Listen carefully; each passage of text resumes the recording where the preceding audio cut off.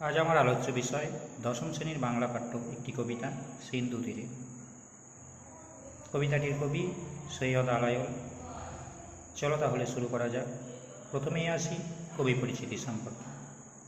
তো সৈয়দ আলাওল সম্পর্কে বলি। সৈয়দ আলাওল হলেন সপ্তদশ শতাব্দীর আরাকান রাজসভা বা রোসাং রাজসভার কবি। সিন্ধু তীরে কবিতাটি সেই সৈয়দ আলাওলেরই পদ্মাবতী কাব্যের অন্তর্গত একটি কবিতা। সেই পদ্মাবতী কাব্যটি তিনি লিখেছেন যার অনুরোধে। তিনি হলেন সেই আরাকান বা রোসাং রাজসভার প্রধানমন্ত্রী মাগন ঠাকুর। সেই মাগন ঠাকুরের পৃষ্ঠপোষকতায় বা অনুরোধে তিনি কিন্তু এই পদ্মাবতী কাব্যটি লিখেছেন। এই যে পদ্মাবতী কাব্যটি তিনি আবার লিখেছেন, পদ্মাবতী কাব্যটি যে গ্রন্থ থেকে নেওয়া সেটি একটি হিন্দি গ্রন্থ, হিন্দি কাব্য থেকে নেওয়া। তো হিন্দি যে কবির কাব্য সেটা বলি, হিন্দি কবি মোহাম্মদ জায়সির বা মালিক মোহাম্মদ জায়সির পদ্মাবত কাব্য। পদ্মাবত কাব্য থেকে বাংলায় অনুবাদ করেছেন পদ্মাবতী কাব্যটি সৈয়দ আলাওল। এই যে পদ্মাবতী কাব্যটি তিনি বাংলায় অনুবাদ করেছেন, সেই পদ্মাবতী কাব্যের মোট খণ্ড 58টি। তার মধ্যে 53টি খণ্ডকে তিনি অনুবাদ করেছেন বাংলায় সৈয়দ আলাওল।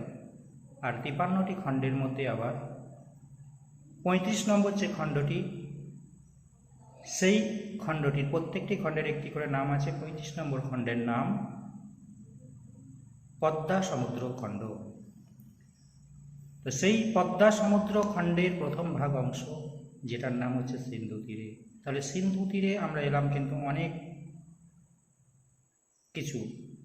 দূর থেকেই সিন্ধু তীরে কবিতার উৎসটা আমরা পেলাম। ঠিক আছে, তো সিন্ধু তীরে উৎস বললে তাহলে আমরা কি লিখব? সিন্ধু তীরে কবিতার উৎস শুধুমাত্র আমরা লিখতে পারি যে পদ্মাবতী কাব্যের পদ্মা সমুদ্রখণ্ড। মোটামুটি এটুকু লিখলেও চলবে, বা ডিটেলসটা লিখলে আরও একটু আগে থেকে। কোনখান থেকে লিখব? সেই হিন্দি কবি মোহাম্মদ জায়সির পদ্মাবত কাব্যের বঙ্গানুবাদ করেছেন সৈয়দ আলাওল। সেই সৈয়দ আলাওলের সেই বঙ্গানুবাদ করা কাব্যের নাম বললাম পদ্মাবতী। সেই পদ্মাবতী কাব্যের 35 নম্বর যে খণ্ড, ঠিক আছে, সেই 35 নম্বর খণ্ডের নাম বললাম পদ্মা সমুদ্রখণ্ড। সেই পদ্মা সমুদ্রখণ্ডের প্রথম ভাগ অংশ, যেটাই হচ্ছে সিন্ধু তীরে। আর এই যে পদ্মা সমুদ্রখণ্ড নামটা বললাম, এটা মূল যে কাব্য, হিন্দি যে কাব্যটা বললাম পদ্মাবত কাব্য, পদ্মাবত কাব্যে নাম ছিল লক্ষ্মী সমুদ্রখণ্ড। কারণ ওখানে সমুদ্র নিপতি, যে বললাম সমুদ্র নিপতির কন্যার নাম ছিল লক্ষ্মী। আর এই যে পদ্মাবতী কাব্যটি যে আলাওল লিখেছেন, এখানে নাম হচ্ছে কি না পদ্মা, ওই জন্য এখানে দিয়েছেন পদ্মা সমুদ্র খণ্ড। তো সৈয়দ আলাওল সম্পর্কে আরও কিছু কথা বলার আছে। সৈয়দ আলাওল ছিলেন মধ্যযুগের সাহিত্যের একজন কবি, বিখ্যাত মুসলিম কবি সৈয়দ আলাওল। আর একজন ছিলেন মধ্যযুগের সাহিত্যের বিখ্যাত মুসলিম কবি, তার নাম হচ্ছে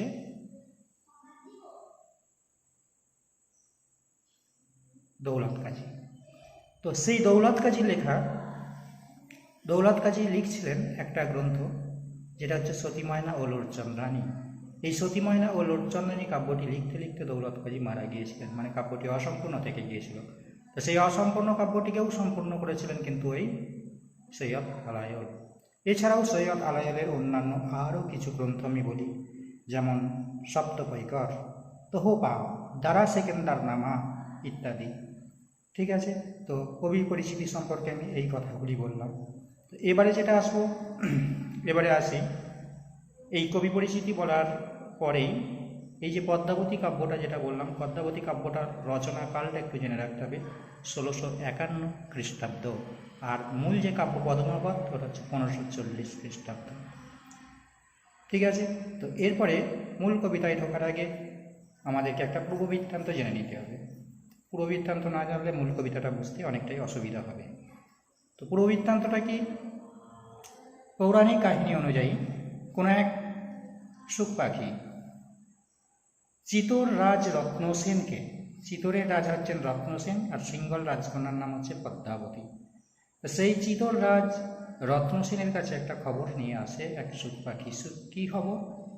না, সিংহল রাজকন্যা পদ্মাবতী নাকি খুবই রূপবতী, সৌন্দর্যময়ী, লাবণ্যময়ী, মানে অতুলনীয় সৌন্দর্য বলা যায় আর কি। তো সেই রকম সৌন্দর্যের কথা শুনে চিতোররাজ রত্নসেন কী করলেন? রত্নসেন কিন্তু সেই পদ্মাবতীকে বিবাহের সিদ্ধান্ত নিলেন যে তিনি তাকে বিবাহ করবেন। তো সেই জন্যই সেই নিজের মনের সিদ্ধান্ত মতো তিনি সমুদ্র যাত্রা করলেন নৌকায় করে। তো অনেক বাধা বিপত্তিকে কাটিয়ে তিনি সমুদ্রর এপার থেকে ওপারে গেলেন, চিতোর থেকে সিংহলে গেলেন, যেটা বর্তমান শ্রীলঙ্কা। তো সেই সিংহলে গিয়ে সেখানে কিন্তু সেই পদ্মাবতীকে তিনি বিবাহ করলেন। পদ্মাবতীকে বিবাহ করার পরে তিনি আর ফিরে আসছেন না, সেই পদ্মাবতীর কাছেই কিন্তু রয়ে গেলেন। আর এদিকে চিতোর রাজার কিন্তু প্রথমা একজন পত্নী, আগের পত্নী একজন রয়েছেন, তার নাম নাগমতী। তো নাগমতী তখন যেহেতু স্বামী দীর্ঘদিন ধরে ফিরে আসছেন না, সেই কারণেই কিন্তু খুব অসুস্থ হয়ে পড়েছেন। আর সেই অসুস্থতার খবর শুনে বা সংবাদ শুনে তখন চিতোররাজ কী করলেন? তিনি পদ্মাবতীকে সঙ্গে নিয়েই তিনি ফিরে আসার সিদ্ধান্ত নিলেন। কোথায়? না, এই চিতোরে। তো পদ্মাবতীকে নিয়ে তিনি ফিরে আসছেন। ঠিক যখন ফিরে আসার জন্য প্রস্তুত হয়েছেন পদ্মাবতী এবং তার 4 সখী, ঠিক আছে, পদ্মাবতীর 4 সখীর নাম হচ্ছে চন্দ্রকলা, বিজয়া, রোহিণী, বিধুন্নলা। তো এই 4 জনকে নিয়ে তিনি যখন ফিরে আসবেন বলে সিদ্ধান্ত নিলেন এবং তখন সেই একই সমুদ্র পার হয়ে তাকে আসতে হবে। তো সেই জন্যই যখন সিন্ধু তীরে এসে পৌঁছালেন, সিন্ধু তীরের সমুদ্রের ধারে এসে যখন পৌঁছালেন, সেই সময় সমুদ্রদেব তিনি ওই চিতোর রাজার কাছে, রত্নসেনের কাছে কিছু ধন সম্পত্তি কামনা করলেন। চিতোর রাজ ছিলেন একজন ধনী ব্যবসায়ী, ধনী বণিক ছিলেন। তো সেই জন্যই তার 1/4 সম্পত্তি কিন্তু তিনি চাইলেন কে? সমুদ্রদেব। কিন্তু সমুদ্রদেবের সেই যে চাওয়া, সেই চাওয়াটাকে পূরণ করলেন না, অর্থাৎ সমুদ্রদেবকে প্রত্যাখ্যান করলেন চিতোররাজ রত্নসেন। প্রত্যাখ্যান করার পরেই কিন্তু তিনি নৌকায় চললেন, পদ্মাবতী এবং তার পদ্মাবতীর 4 সখী সহ সেই চিতোররাজ রত্নসেন নৌকায় চড়ে যখন মাঝ সমুদ্রে গিয়ে পৌঁছালেন, সেই সময় সমুদ্রদেব রুষ্ট হয়ে, সমুদ্রদেব রেগে গিয়ে তিনি সমুদ্রকে উত্তাল করে তুললেন। আর তার ফলস্বরূপ কী হলো? তার ফলেই কিন্তু তার নৌকা ভেঙে পড়ল এবং রাজা একদিকে আর সেই পদ্মাবতী সহসখীরা একদিকে বিচ্ছিন্ন হয়ে পড়ল। আর সেই সময় যেখানে সেই মাঝ সমুদ্রে বিচ্ছিন্ন হয়ে পড়ল, সেইখানেই ছিল একটা মাঞ্জস। মাঞ্জস কি? মাঞ্জস হচ্ছে একটা ভেলা। তো সেই ভেলা ধরে কোনো রকমে কিন্তু পদ্মাবতী সহ 4 সখী তারা এসে পৌঁছল একটা দিব্যপুরীতে, অর্থাৎ মাঝ সমুদ্রেই একটা দ্বীপ, ঠিক আছে, একটা সুন্দর একটা দিব্যপুরী যেটাকে বলা হয়েছে, স্বর্গীয় পুরী, যেখানে মানুষজন বাস করার উপযুক্ত একটা স্থান, ঠিক আছে। তো সেই দিব্যপুরীর ধারে তিনি কোনো রকম করে কিন্তু সেই মাঞ্জস ধরে তারা 5 জন মিলে এসে সেখানে অচৈতন্য অবস্থায় পড়ে রয়েছেন। তো এমতো অবস্থায় এর পরবর্তী যে ঘটনা, সিন্ধু তীরের যে ঘটনা, সেটাই এখন আমাদেরকে পড়তে হবে, সেটাই কবিতার বিষয়। তো এবার আমি আসছি মূল কবিতার পংক্তিতে বা লাইনে। তার আগে বলি, এই কবিতাটা ত্রিপদী ছন্দে লেখা। কেন ত্রিপদী ছন্দ বলছি? দেখো, ত্রিপদী ছন্দ, ছন্দ মানে কি? ছন্দ কথার অর্থ হচ্ছে চরণের সঙ্গে চরণের যে মিল, সেটাই হচ্ছে ছন্দ।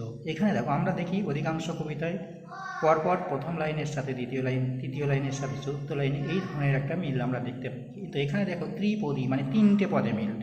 অর্থাৎ দেখো এখানে 3 নম্বর লাইনে এই যে 1 2 3, 3টে অংশ, 3টে পদ। এইখানে মাঝার এই জায়গায় এই তৃতীয় যে পদ, 3 নম্বর পদের সঙ্গে কিন্তু এখানে দেখো সদাচারের মিল, ঠিক আছে। এই জন্য এই কবিতাটাকে আমরা কি বলছি? এটাকে বলছি ত্রিপদী ছন্দ, ঠিক আছে। তাহলে কবিতাটা কোন ছন্দে লেখা যদি বলি, তখন লিখতে হবে ত্রিপদী ছন্দে লেখা। তো তাহলে চলো এখন মূল কবিতায় আসি। প্রথমেই বলা হয়েছে কন্যার ফেলিল যথা, এই যে কন্যারে ফেলিল যথা, এখানে কন্যাকে, কন্যা হচ্ছেন সেই পদ্মাবতী, অর্থাৎ অর্থাৎ রত্নসেনের সেই পত্নী, নতুন যাকে বিবাহ করলেন সেই পত্নী কন্যা, যিনি হচ্ছেন ওই সিংহল রাজকন্যা।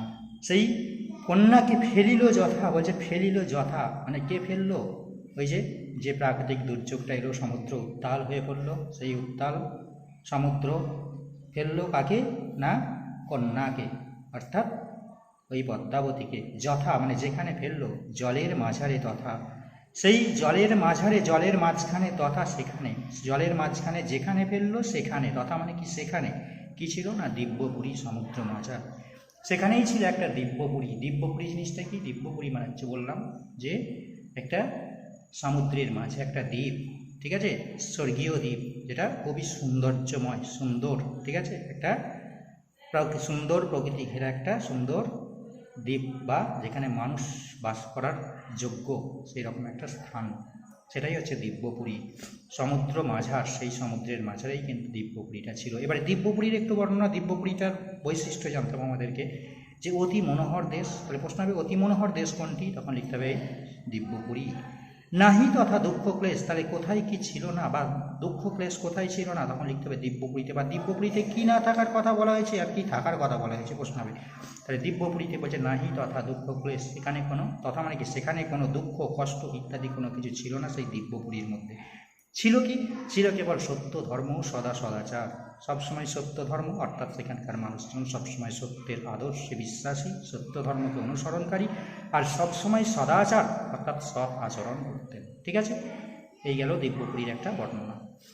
সমুদ্র নৃপতি সুতা, তাহলে সমুদ্র নৃপতি বললাম সমুদ্রের যিনি রাজা, ঠিক আছে, সেই নৃপতির সুতা, সুতা মানে কি এখানে কন্যা পদ্মা, যার নাম পদ্মা। তাহলে এই পদ্মা এই পদ্মাবতী দুটো কিন্তু আলাদা। পদ্মা মানে কি? পদ্মা হচ্ছেন সমুদ্র নৃপতির কন্যা, আর পদ্মাবতী বললাম ওই চিতররাজ রত্নসেনের পত্নী এবং সিংহল রাজকন্যা, ঠিক আছে।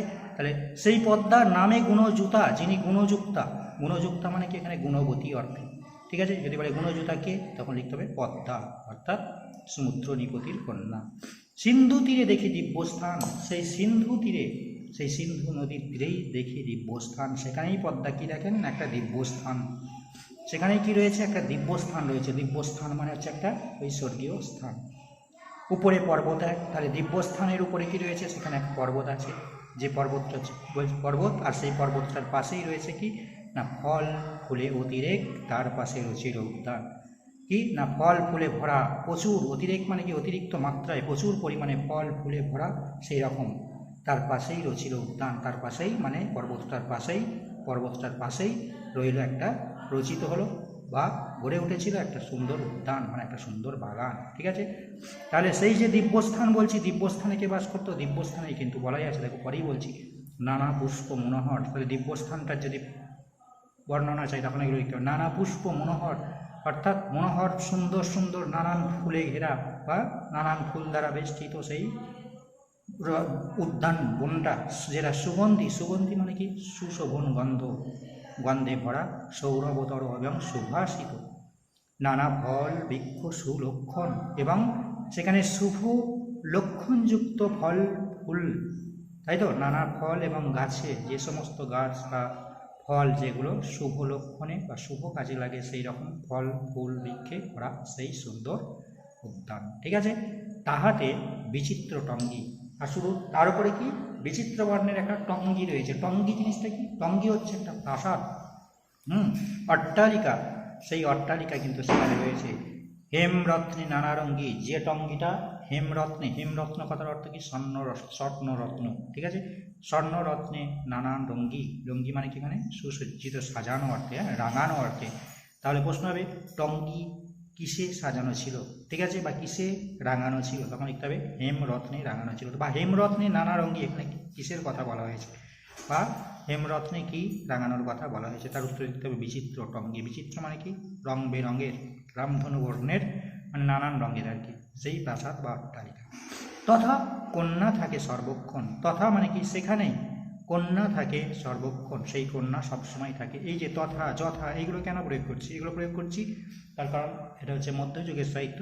মধ্যযুগের সাহিত্য সাধারণত কী হয়? সবই সংস্কৃত সাহিত্য। হ্যাঁ, এটা যদিও হিন্দি, তাই তো, হিন্দি সংস্কৃত কিছু কিছু কথা কিন্তু একই। তো সেই সাহিত্য যেহেতু, সেই জন্যই কিন্তু যেমন রামায়ণ মহাভারত মধ্যযুগের সাহিত্য, ঠিক আছে, মঙ্গল কাব্য, চণ্ডীমঙ্গল, মনসামঙ্গল, ধর্মমঙ্গল, এগুলো সবই কি এই মধ্যযুগের সাহিত্য। এছাড়াও কি রয়েছে শ্রীকৃষ্ণ কীর্তন কাব্য, ঠিক আছে। তো যাই হোক, সেই রকমই কাব্য, সেই রকমই মধ্যযুগের সাহিত্য বলেই কিন্তু এটাই রকম। তো সেখানে থাকে সর্বক্ষণ সবসময় কে থাকে? কন্যা থাকে।